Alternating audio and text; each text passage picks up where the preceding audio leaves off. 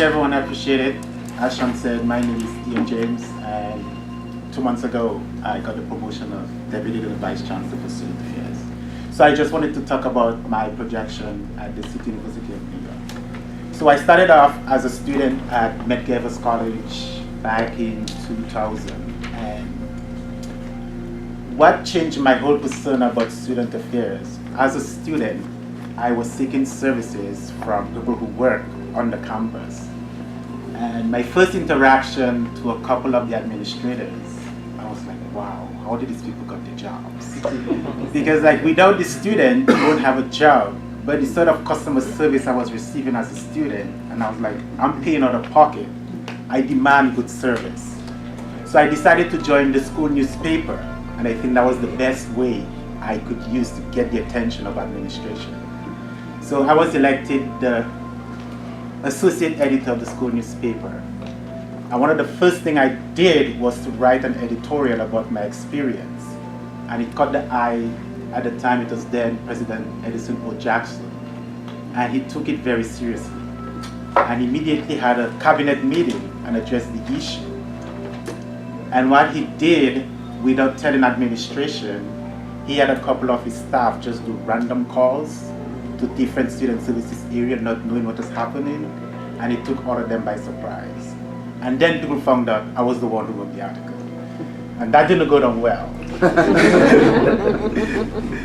So I continued to be a student advocate. I joined student government, and then I ended up going to join the University Student Senate. I understand there was a University Student Senate when I saw 85 cents was being removed on my account, and I was like, what is this 85 cents for? And nobody really questioned it. Only to find out it went to a student organization called University Student Senate, and they collected millions of dollars because each student at the university paid the 85 cents. And I was like, where does that money go? Where is it housed? And who is responsible? And I found out that we had a student leader who was a Board of Trustees member. So I did more investigation, only to find out that annually the student leaders would hold what you call a retreat with central office administrators, including Board of Trustees members. So I found that out. I received an invitation, and in August there was a retreat in the Catskill area. And at the time, we were around a table and we started asking questions. And then Chancellor at the time, Matthew Goldstein, I started questioning him and saying, why isn't there more transparency in how student funds are used, because you collect millions of dollars? And then at the time, he looked at the Vice Chancellor for Student Affairs, who was Otis Hill, and said, can you answer that question? And then he burst out laughing. Lo and behold, Otis Hill pulled me on the side and he said, I have an opening in my office. My executive assistant has a college assistant line, and he's moving on to better things. Would you like the position? I was graduating that same summer, and I said, yeah, I will take it. I'll have my bachelor's degree. So when I took the position, it was 20 hours per week. And I was like, well, I have my bachelor's degree. I have previous experience. Why do I have to be a college assistant? He said, well, that's the line we have.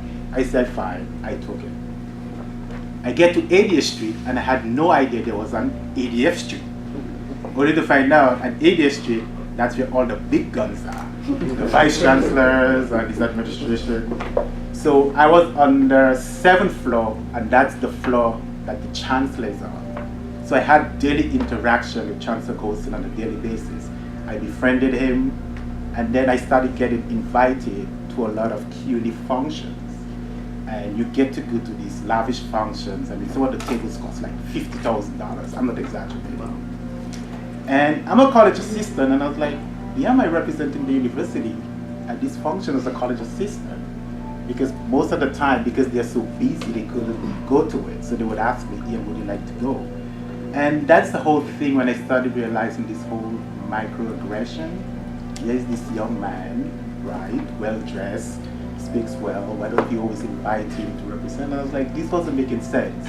So I went to Otis Hill at the time and I said, I need a promotion. This is ridiculous. I can be a college assistant with a bachelor's degree. And at the same time, I also enrolled to do my master's degree at City College. So I was doing my master's degree, and at the same time. I was like, no, I need a promotion. So he said, we'll look into it. And that's when I met Elliot Dodd. At that time, CUNY BMI was reporting to academic affairs. So Selma Botman was the executive vice chancellor, and Elliot was reporting to her and not student affairs. So I spoke with Elliot, and he said, even though we're not under the same umbrella, you could start coming to BMI meetings. And I said, fine. I went to Gary Moore at the time and told him that. What happened that Selma decided to leave, and we had a new executive vice chancellor coming in, which was Lexter Lowe. I don't know what happened, but Lexter Lowe did not want BMI in academic affairs. So immediately, the first thing she said, can we move this to student affairs? And Gary Moore said, sure, we'll take it. Elliot started reporting to the vice chancellor of student affairs, and then immediately Gary Moore said, well, why don't you become my liaison to the BMI at the same time you're college assistant? And that's when he was able to put a correct justification for me to change my rank from college assistant to assistant to HEO. So I was the BMI liaison to the CUNY BMI. Fast forward a couple of years, Gary Moore left, then we had a transition. And that's the thing with student affairs. I've been through 5 vice chancellors. For some reason, I don't know why, but you all know the story of student affairs. You know, the baby of CUNY Central is academic affairs and everything else. So with a transition, no one knows what to do because Gary Moore left, we didn't have a vice chancellor, and because at the time I was working in the office, I basically knew everything, so they keep on asking me, you know, Ian, you do the board stuff and all. So I said I was actually doing full HEO work, and I was an assistant to HEO, and that wasn't fair. Because that's the good thing about working on the 7th floor, you get to see a whole set of stuff, and well, especially folks that are not persons of color get a lot of waivers to be full HEOs, and you wonder like, how do these people get this? And it's always who knows who and who knows what. So they decided to do a search, and then we hired at the time Peter Jordan, and Peter Jordan was the vice chancellor, was the vice president for student affairs at LaGuardia Community College. So he took the position on an interim basis, and he stayed there for about 18 months. And because he was interim, he couldn't do full appointment, so he couldn't appoint me to be his executive assistant. So for 18 months, I was basically doing executive assistant work, but as an assistant to HEO. After that, Peter Jordan was allowed to apply for the position, but unfortunately, they didn't give it to him. They decided to hire Frank Sanchez. So this is my 4th vice chancellor as an assistant. Vice Chancellor Sanchez came in. Now the thing with Vice Chancellor Sanchez, he came from Denver, Colorado, but he had a student affairs background. So he had a national perspective of how student affairs work. So he had that. What he didn't have was the culture of New York City and CUNY politics. So one of the first things, I can remember the first time, the first issue he did was he had a meeting with Ben Coppers. He was the vice president for student affairs at Baruch at the time. And at the same time, Chancellor Matthew Goldstein was giving a speech on higher education. And it was a conflict, so he decided to have lunch with Ben Coppers instead of going to the talk by Chancellor Goldstein. And his phone started buzzing. So, where are you? Where are you? Because what happened, Chancellor Goldstein mentioned him in the speech and said, we have our new Vice Chancellor for Student Affairs, Frank Sanchez, is in the audience. But he was nowhere to be found. And when he said that, Jay Hutchinson had almost exploded, and he just ran out and called in me, and he said, where the hell is Frank? And I was like, he's with Ben Coppers. And I said, how do you mean he's with Ben Coppers? The Chancellor's calling his name and he's not there. And I felt so bad because as soon as Vice Chancellor Sanchez came to the office, I said, oh my God, you're in trouble. Dude, you better go to the Chancellor's office. I mean, he was so deflated, and I said it's okay. And honestly, he got such a serious tongue lashing from Jay Hutchinson. I mean, it was like, almost like he killed somebody. And then at the time, Chancellor Goldstein, executive assistant, Barbara Kruger, I went to and I said, honestly, it was an honest mistake. His second job. So she wrote Jay an email, and after that, Jay sort of cooled down and apologized. And so that was the first thing. And he came to me and he's like, Ian, you got to help me navigate these landmines. Because one of the things at CUNY Central, each of the vice chancellors had their own personality.